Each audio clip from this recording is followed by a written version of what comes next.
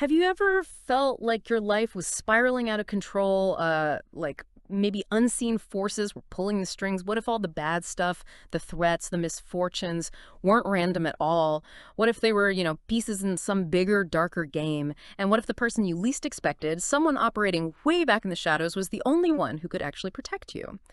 Welcome to the deep dive.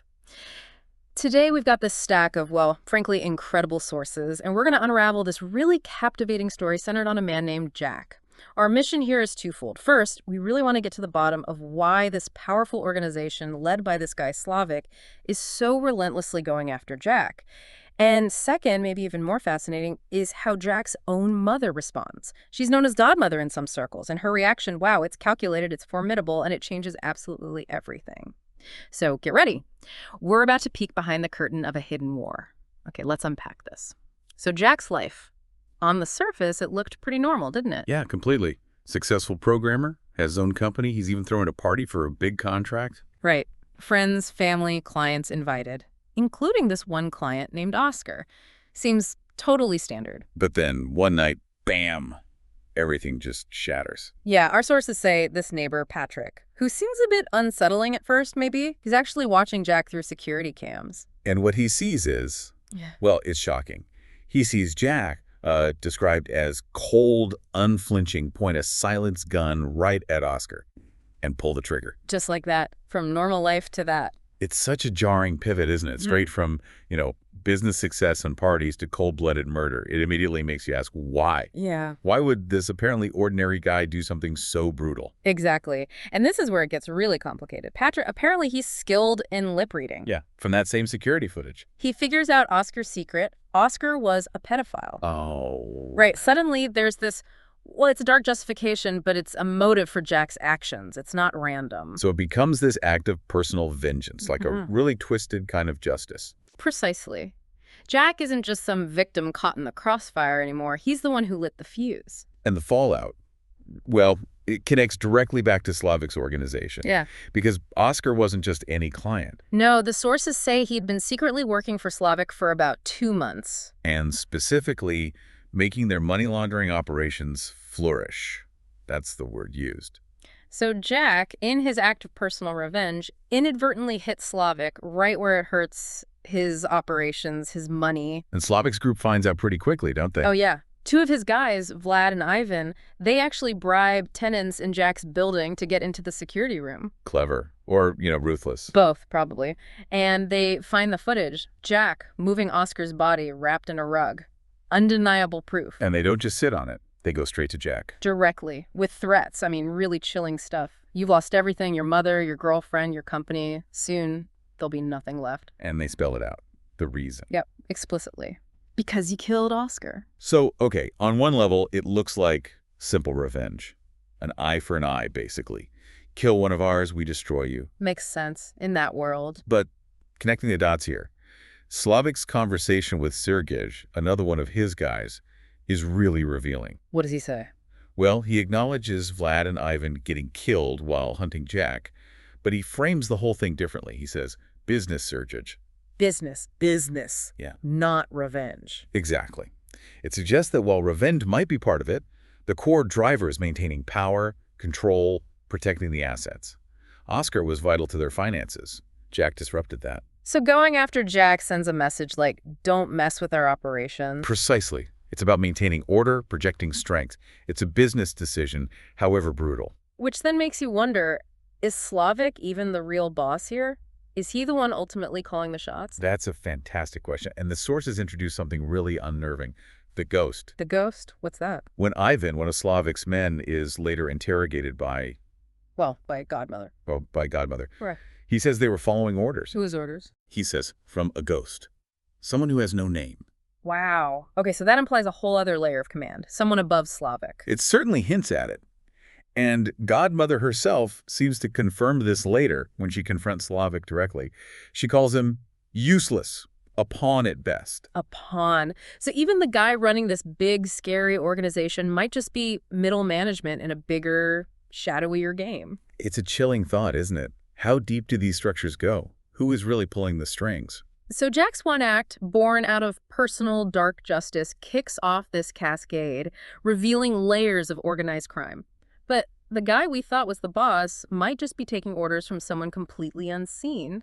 Okay, now let's flip this. Let's look at the other side of this really intricate chessboard.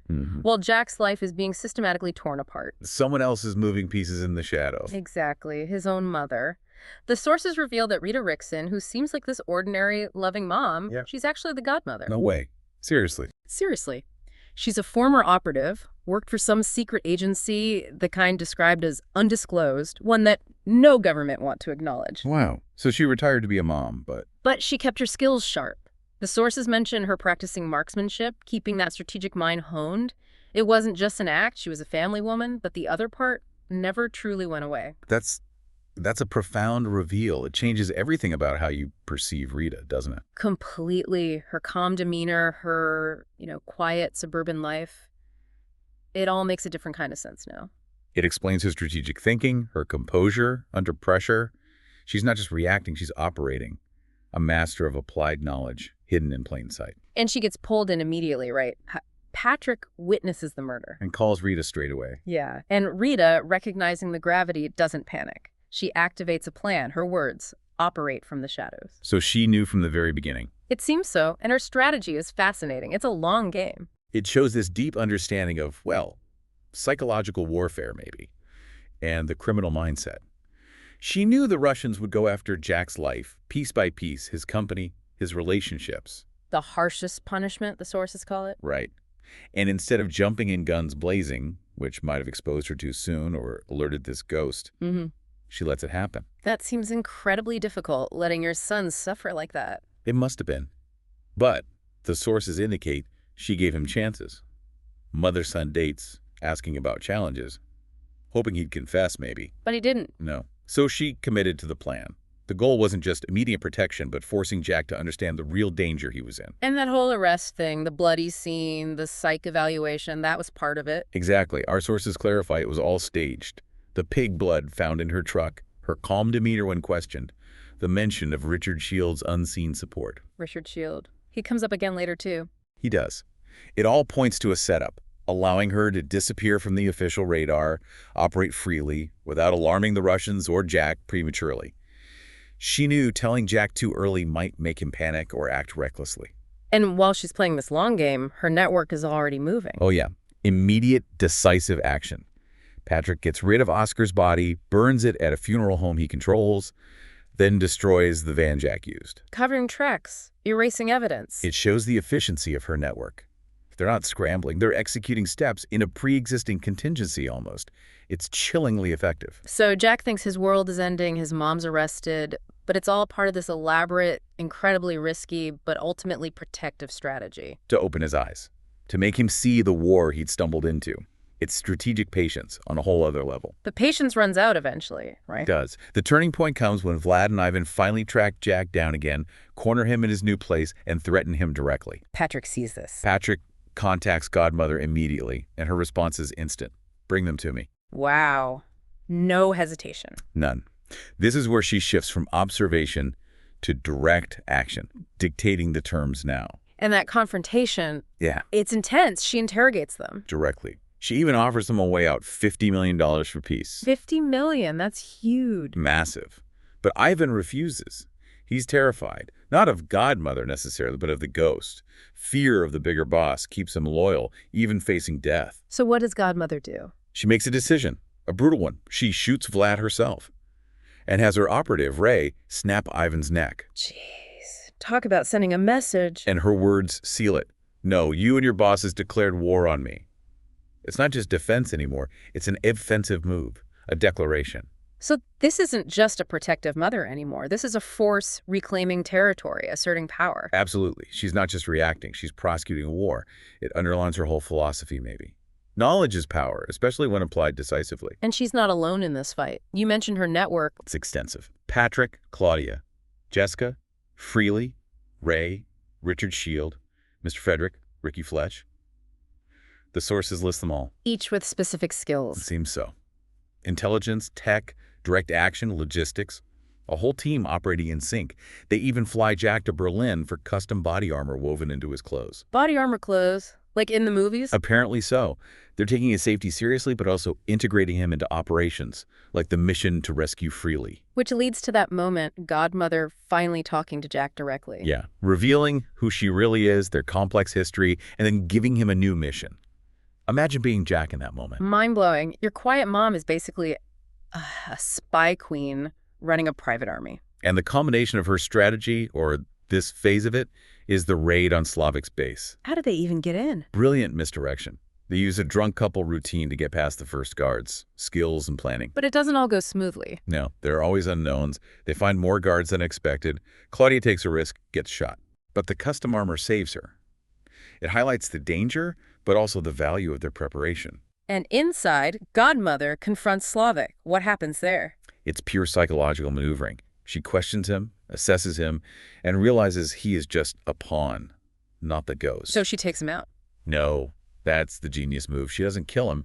Instead, she lets him think he accidentally revealed information about the ghost to her. Why? To sow chaos, to make Slavic's own superiors, the real players, suspect him, turn his organization against itself from the inside. Information as a weapon. That's incredibly shrewd. More damaging than a bullet, maybe. In that world, definitely. Yeah. It's about dismantling the structure, not just removing one piece. Questioning assumptions, destabilizing trust. And then they just walk out. Not quite walk. The sources describe a dramatic, explosive escape, facilitated by Ricky Fletch, who had a truck ready. Layers of planning, contingencies, teamwork under fire. Like walking away from an explosion, cool as you please? Pretty much. But it's not over, not by a long shot. Right after, a phone rings, one they took from Sergej. Yeah. And it's Vera on the line. She's identified as the ghost's second-in-command. So the ghost is real and knows about Godmother. Knows, and has apparently been targeting her already. This confirms the existence of that larger, more elusive enemy. The war just escalated. And then Godmother mutters that name. Damn you, Richard. Yeah, Richard Shield. Yeah. The guy whose resources helped get her out of police custody earlier. It implies his role is much more complex, maybe even manipulative. Is he an ally, an architect, something else, another layer of shadow? So from Jack's single act of, let's call it desperate justice, this whole hidden world erupts. We see why Slavic's group reacted so fiercely. It was business, control, protecting the operation, not just simple revenge. And then we see Godmother, wow, not just reacting, but orchestrating, playing the long game, using patience, psychology, and then decisive, brutal force, turning defense into offense. It shows that even in total chaos, there can be a meticulous plan unfolding just beneath the surface. A hidden strategy dictating events. It really leaves you thinking, doesn't it, about the unseen forces in our own lives. What triggers could we unknowingly pull? How many layers of truth do we actually perceive day to day? What plans might be in motion around us that we're completely oblivious to? And that final question, faced with an enemy you can't even see, maybe can't even name, how far would you go? What lines would you cross? For loyalty, for justice, for family?